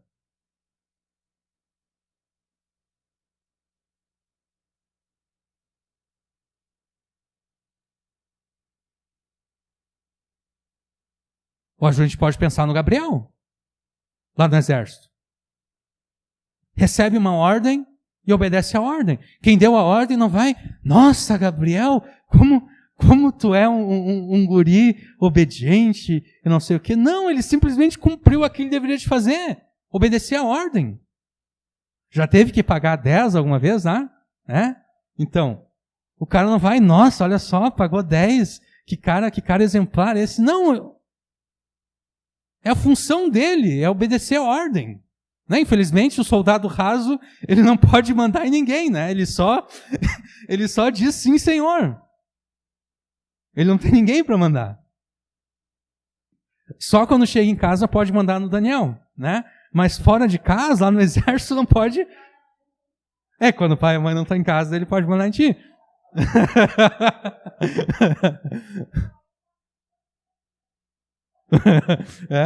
Então, só pode mandar no Daniel quando o pai e a mãe não estão em casa, mas lá no quartel não pode mandar em ninguém.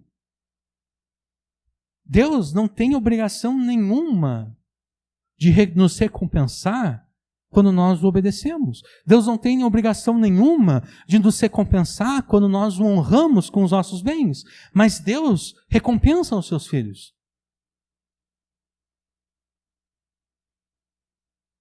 É assim que nós devemos encarar essa promessa, como uma motivação secundária que te leva a de coração honrar a Deus com seus bens e ganhos.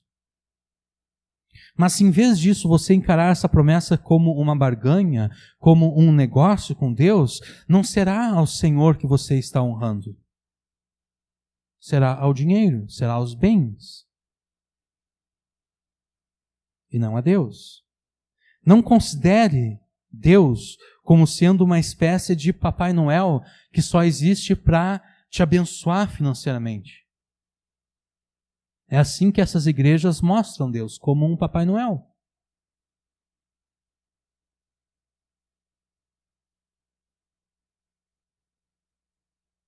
Deus é o teu pai, mas ele não é Papai Noel. Considere Deus como sendo digno de ser por você honrado com todos os seus bens, e o amor de Deus por você o levará a abençoar os seus bens e aumentar os seus ganhos. Mas e se nós, filhos de Deus, nos esquecermos de obedecer o ensino e os mandamentos de Deus? O que acontecerá conosco se nós não tivermos um amor leal e fiel, como nos dizem os versículos 13 e 4. O que acontecerá se nós não confiarmos em Deus e na sua sabedoria, nos recusando a reconhecer a sua soberania sobre todas as circunstâncias das nossas vidas, como dizem os versículos 5 e 6? O que acontecerá se nós confiarmos na nossa sabedoria humana, não temermos ao Senhor e praticarmos o mal, como dizem os versículos 7 e 8? O que acontecerá se nós não honrarmos a Deus com todos os nossos bens e posses, como dizem os versículos 9 e 10? Se nós não obedecermos nada do que esses versículos nos ordenam, Deus, como o bom Pai que Ele é, Ele vai nos disciplinar e Ele vai nos repreender. Versículos 11 e 12. Filho meu, não rejeites a correção do Senhor e nem te enojes a sua repreensão, porque o Senhor repreende aquele a quem ama, assim como o pai ao filho a quem quer bem. Correção aqui traduz a palavra que no original hebraico significa disciplina, que é a imposição de consequências dolorosas e outras desvantagens a uma pessoa pela sua desobediência. Nessa disciplina, Deus faz com que nós experimentemos consequências dolorosas e outras desvantagens por causa dos nossos pecados, como parte de um processo de aprimoramento das nossas atitudes e do nosso caráter. Já a repreensão é o ato e expressão de crítica e censura, incluindo falar palavras que mostram forte desaprovação com possíveis ações de punição.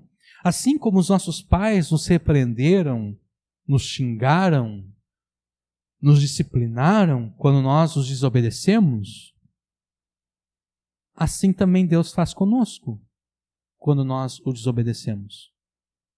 Assim também Deus nos disciplina, assim também Deus nos repreende quando pecamos contra Ele. E Deus nos disciplina e nos repreende não porque Ele esteja irado conosco, mas exatamente porque Ele nos ama e nos quer bem. É o que diz o versículo 12. E aqui é que os pais, mesmo os pais crentes, pela sua imperfeição, deixam de ilustrar com clareza a bondade e o amor de Deus pelos seus filhos. Porque mesmo os pais crentes, muitas vezes, disciplinam e repreendem os seus filhos com o coração cheio de ira, com o coração cheio de raiva. Mas não deveria ser assim. Nós que somos, ou um dia seremos pais, nós devemos disciplinar e repreender os nossos filhos com amor. Mas a gente não deve entender mal esse amor aqui. Porque pode parecer, então, que disciplinar e repreender os filhos com amor significa disciplinar de uma forma que não cause dor nenhuma. Mas aí já não é mais disciplina, porque disciplina literalmente significa causar uma espécie de dor na pessoa para que ela aprenda. repreensão também. Então, quando eu digo que a disciplina e a repreensão devem ser feitas com amor, isso quer dizer que o que deve motivar, o que deve guiar, o que deve alimentar aquela disciplina, não é a ira, não é a raiva que os pais sentem no momento em que os seus filhos os desobedeceram. Porque é o que normalmente acontece. Aconteceu lá em casa, né? Quantas vezes eu me lembro da mãe nos disciplinando com ira, né, mãe? Acontece. Eu desobedeci, a mãe ficou irada, a mãe ficou brava, ela ficou irritada e ela foi lá e me bateu. E o que estava alimentando aquela disciplina era a ira, era a raiva, era a irritação. O que significa disciplinar e repreender os filhos com amor e não com ira? Para nós entendermos isso, é necessário entender como Deus disciplina os seus filhos. Deus nunca se ira contra os seus filhos. Deus nunca se ira contra os seus filhos, porque teologicamente falando, os filhos de Deus são aqueles que pela fé em Jesus foram libertos dos seus pecados, perdoados e justificados de toda culpa. Isso significa que, sendo filhos de Deus pela fé em Jesus, a ira de Deus não está mais sobre os filhos de Deus. Quem crê no Filho tem a vida eterna. Quem, porém, não crê no Filho não verá a vida, mas sobre ele a ira de Deus permanece. Deus não se ira com os seus filhos, ou contra os seus filhos. Isso quer dizer que quando Deus nos disciplina, quando Deus nos repreende, Deus impõe a nós sofrimentos e dificuldades, não para mostrar que Ele está nos rejeitando como filhos, mas para mostrar que Ele nos ama. E o amor de Deus pelos seus filhos é tal que Ele não permitirá que nós continuemos na prática do mal. Porque um estilo de vida marcado pelo pecado traz apenas destruição e não condiz com o caráter daqueles que com Deus vão viver eternamente. Em vez de encararmos a disciplina de Deus e a sua repreensão como sendo a sua ira e a rejeição dos seus filhos, nós devemos considerar a disciplina e a repreensão de Deus como sendo o seu amor por nós. E é assim que nós, que somos, ou ainda um dia seremos pais, devemos disciplinar os nossos filhos, não como uma forma de rejeição, como se nós não os quiséssemos mais, mas como quem os ama e os quer muito bem. Porque a ira, ela manifesta aquele desejo de não querer mais aquela pessoa. Isso é ira. Isso é raiva. Isso é irritação.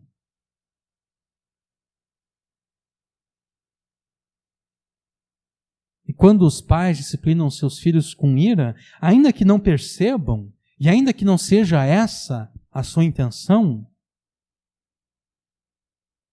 a imagem que passa e que talvez muitas vezes será perceptível aos filhos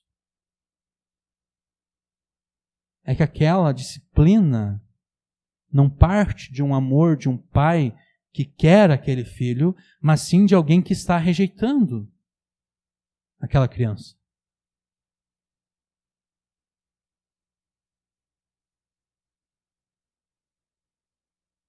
Então não existe nenhuma semelhança entre a disciplina como ela é ensinada na palavra de Deus e essas tragédias que nós ouvimos de pais, mães, padrastos e madrastas que torturam seus filhos, como aconteceu, a gente viu algumas semanas ou um mês atrás, daquela criança que estava lá naquele tonel.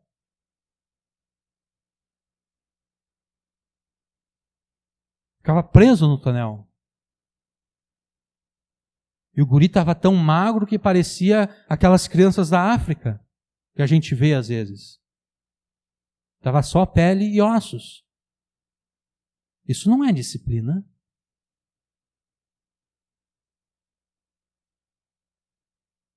A mãe disse que tratou o filho dessa forma porque o filho era desobediente, mas isso não é disciplina.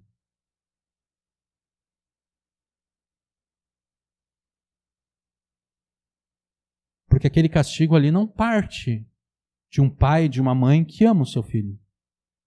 Parte de um pai e de uma mãe que odeia o seu filho. Que quer que seu filho, que odeia tanto o seu filho, que quer que seu filho morra de fome. Trancado num tonel.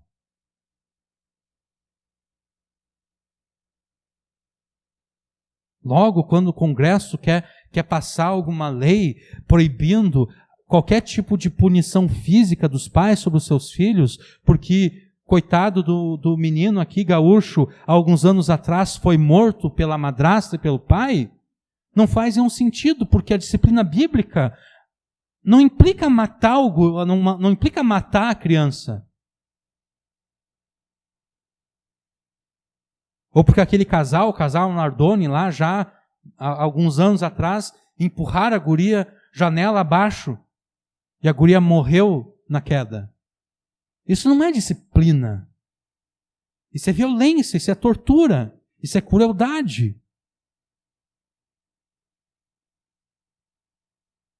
Então não existe nenhuma semelhança entre essas tragédias e a disciplina bíblica.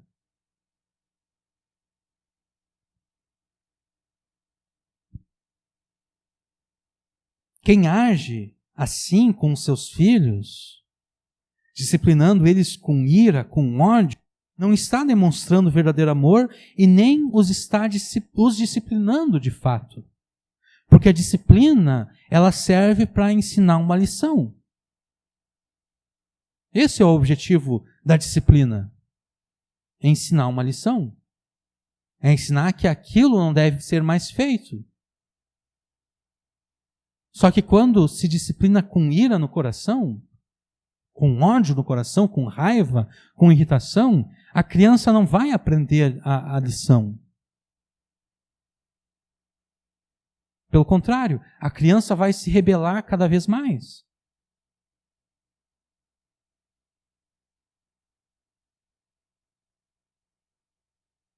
Ela vai se rebelar cada vez mais, ela vai se tornar cada vez mais desobediente, cada vez mais rebelde.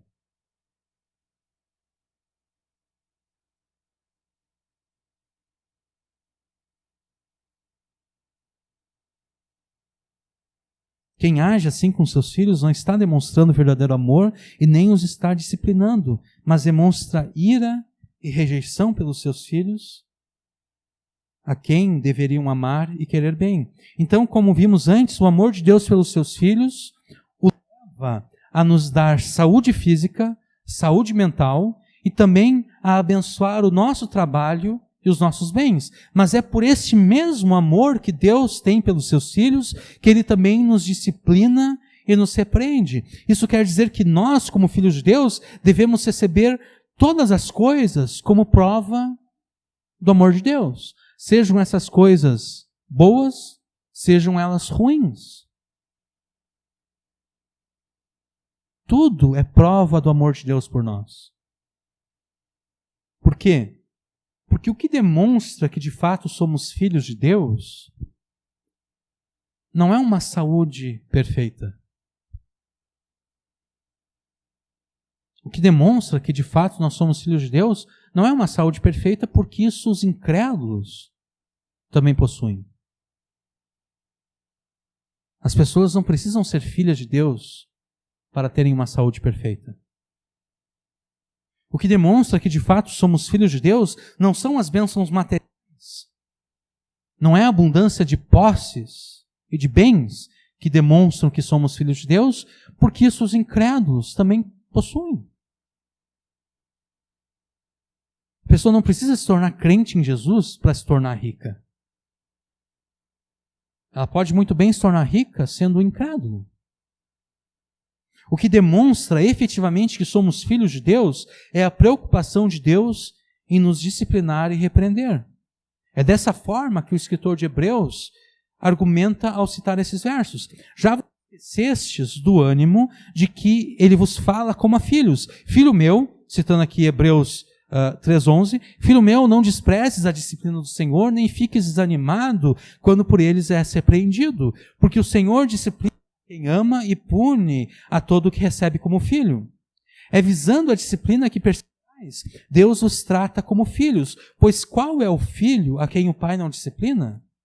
Mas se estáis em disciplina, da qual todos se têm tornado participantes, então não sois filhos, mas bastardos. Além disso, tínhamos os nossos pais humanos para nos disciplinar e nós os respeitávamos. Logo, não nos sujeitaremos muito mais ao Pai dos Espíritos para assim vivermos?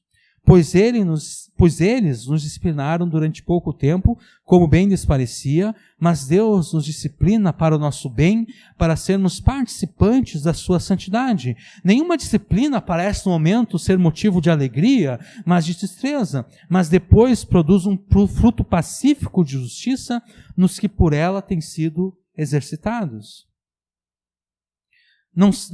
Saúde não são as materiais que provam que nós somos filhos de Deus, mas o fato de nós sermos disciplinados por Deus.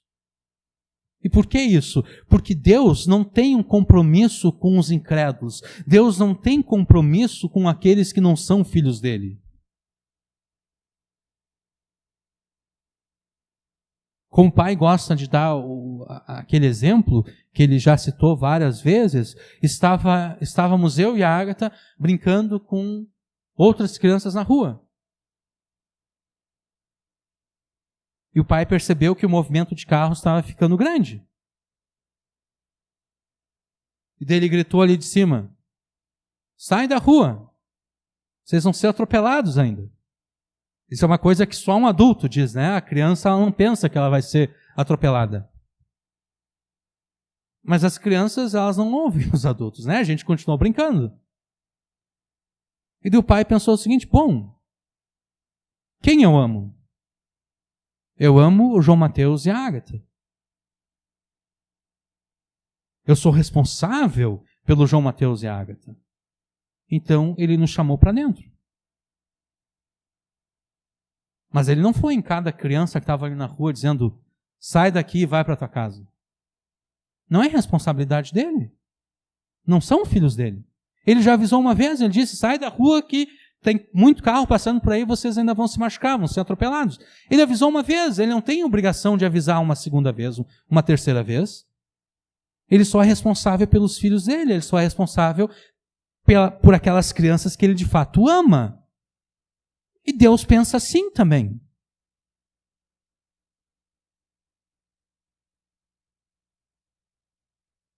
Deus pensa: eu não sou responsável por aqueles que não são meus filhos. Eu não sou responsável por corrigir aqueles que não são meus filhos.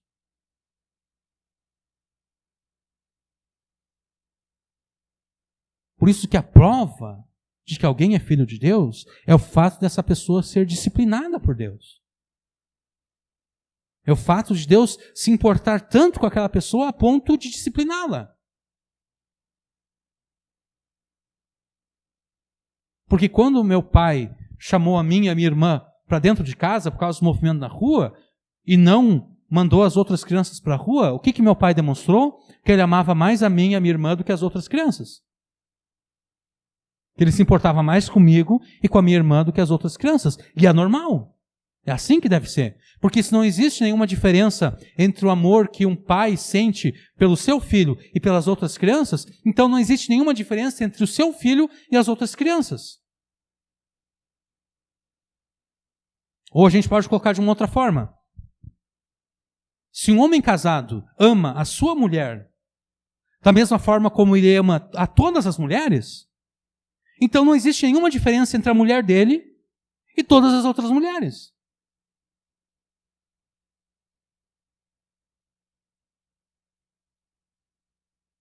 E certamente as mulheres, ao descobrirem isso, vão ficar muito felizes. Nossa, o meu marido me ama tanto da mesma forma como ele ama a todas as demais mulheres. Isso não é algo honroso para uma mulher ouvir, né? Ela não gosta de ouvir que o seu marido ama as outras mulheres tanto quanto ele a ama. E Deus age da mesma forma. Deus ama os seus filhos com um amor especial. Deus ama a todas as pessoas. Mas Deus não ama a todas as pessoas de forma igual. Deus ama os seus filhos com um amor especial. Porque se Deus amasse a todas as pessoas de forma efetivamente igual, não haveria diferença entre aqueles que são filhos de Deus e aqueles que não são filhos de Deus.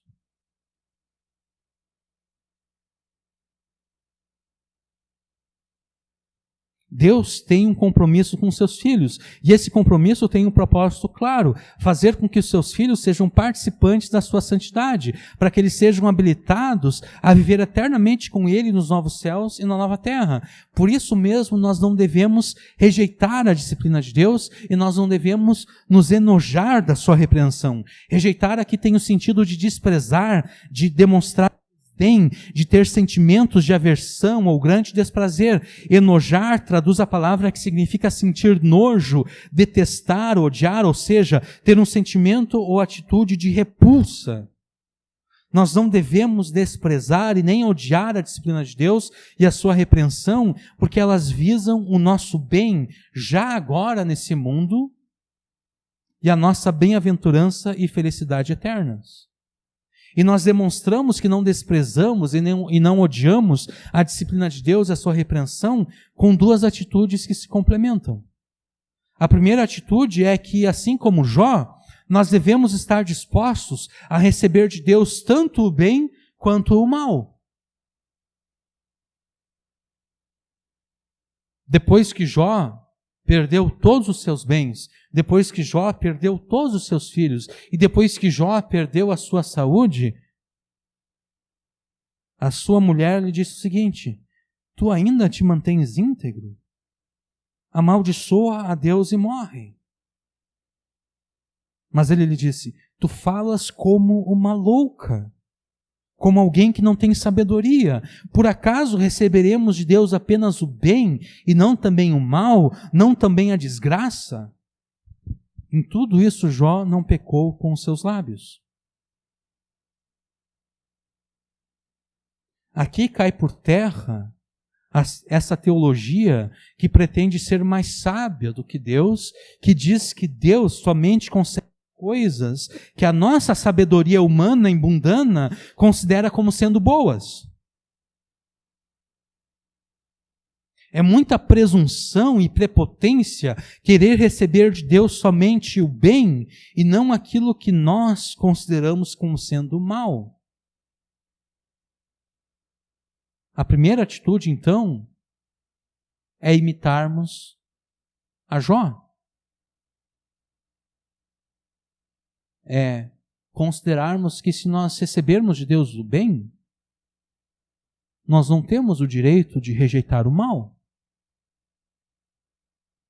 Se nós queremos rejeitar o mal, então que rejeitemos o bem também.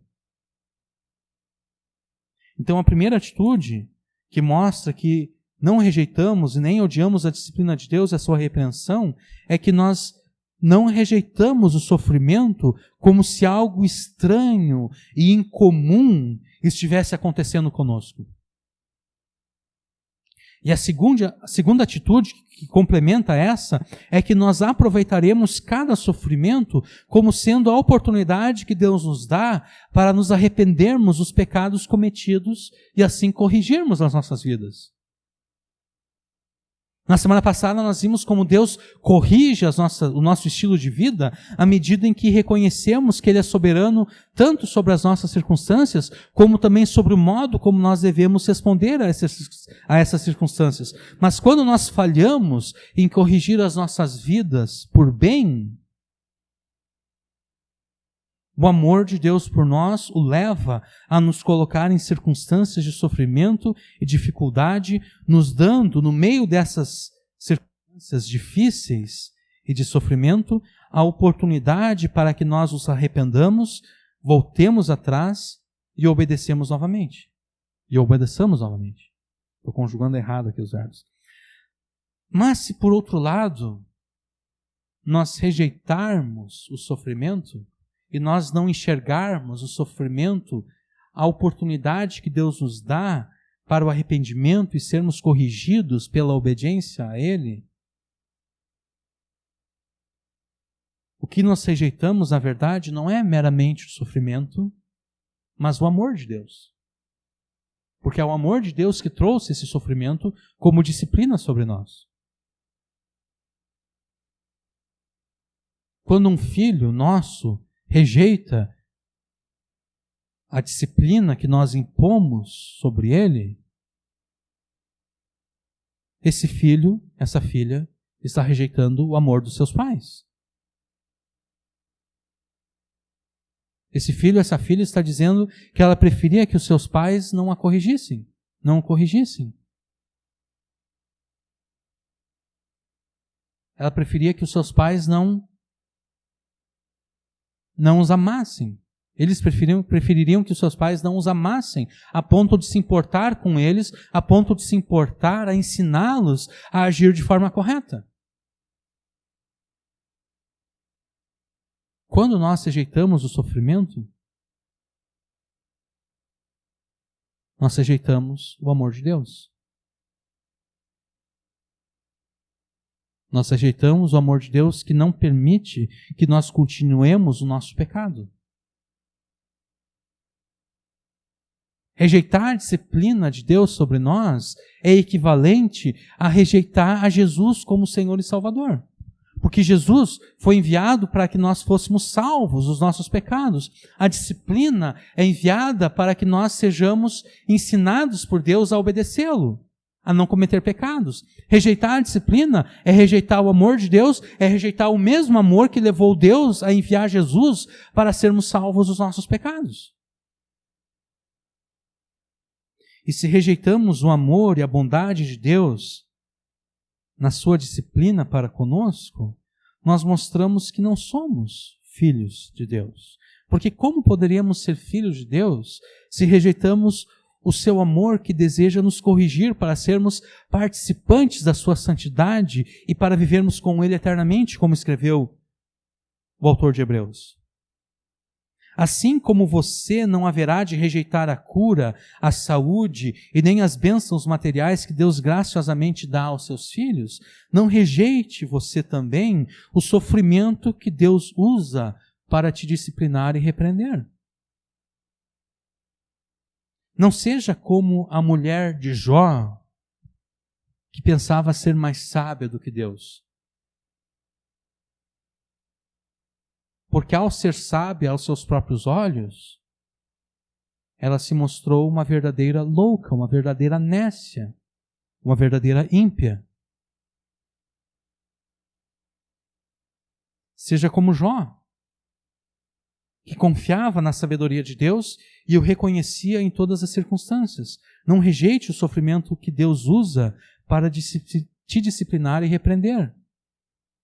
Receba os sofrimentos, qualquer sofrimento, como a disciplina e a repreensão de Deus.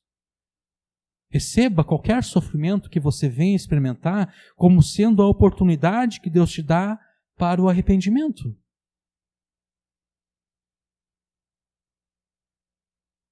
Isso não quer dizer que você não possa e não deva orar a Deus para que Deus tenha misericórdia de você e te livre daquilo que te faz sofrer. Ore sim para que Deus te livre de tudo aquilo que te faz sofrer, mas não rejeite no seu coração os sofrimentos que Deus determinou sobre a sua vida.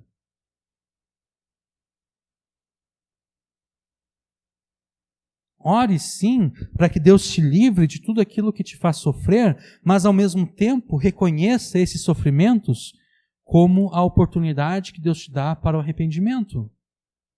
Ore para que Deus te livre de tudo aquilo que te faz sofrer, mas também ore para que Deus te mostre na sua palavra quais são as áreas em que você deve se arrepender e começar a obedecer a Deus. Quanto mais rápido você se arrepender e começar a obedecer a Deus, mais rápido Deus vai responder essa oração que você faz a Ele, pedindo que Ele te livre desse sofrimento. A gente pode dar o exemplo da Agatha. né? O pai disciplinou a Ágata, como era costume do pai, 10 varadas. Mas a Ágata não quis se arrepender. Ela disse, nem doeu. E daí o sofrimento não parou. Porque dela levou mais 10 varadas. E ela não quis se arrepender de novo, ela disse, nem doeu. E daí o sofrimento continuou, porque ela levou mais 10 varadas. Se no primeiro conjunto de 10 varadas ela tivesse se arrependido, o sofrimento teria cessado. Né? Não adianta nós orarmos a Deus para que o sofrimento cesse e ao mesmo tempo nos recusarmos a nos arrepender daquilo que está errado nas nossas vidas. Deus vai dizer, bom, eu até quero tirar esse sofrimento da tua vida, mas tu não está dando atenção a ele, é para tu te arrepender disso aqui, cara. Te arrepende, e daí eu vou ouvir a tua oração. Te arrepende, e eu vou acabar com tudo isso que está causando sofrimento.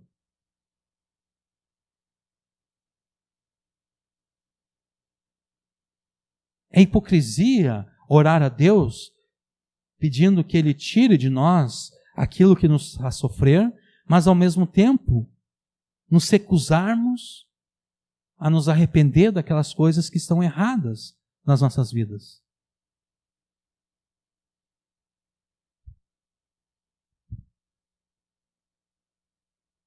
Quanto mais rápido você se arrepender e obedecer a Deus, mais rápido Deus vai responder a tua oração.